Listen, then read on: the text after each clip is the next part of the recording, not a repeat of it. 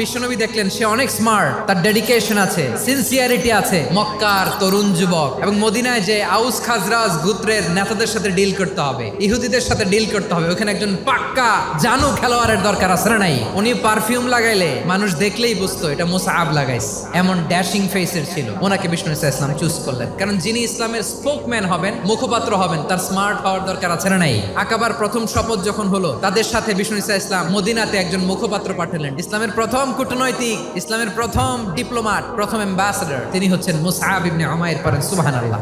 এবং বিষ্ণু ইসলামের এই সিলেকশনটা এত সুন্দর ছিল, তিনি মদিনাতে যে বিশ্বনবী আসার আগেই মদিনার জমিনকে তিনি উর্বর করে ফেলছেন। প্রতিটা ঘরে ঘরে কালিমার দাওয়াত তিনি পৌঁছায় দিচ্ছেন। জুমার বিধান নাজিল হয়েছে, কিন্তু মক্কায় পরিবেশ নাই জুমা পালনের। বিষ্ণু ইসলাম একজনকে দিয়ে খবর পাঠালেন মদিনাতে যেন তারা জুমা কায়েম করে। বিশ্বনবীর আগেই মুসআব মদিনার মুসলিমদেরকে নিয়ে মদিনায় প্রথম জুমা কায়েম করে ফেলছে। সুবহানাল্লাহ।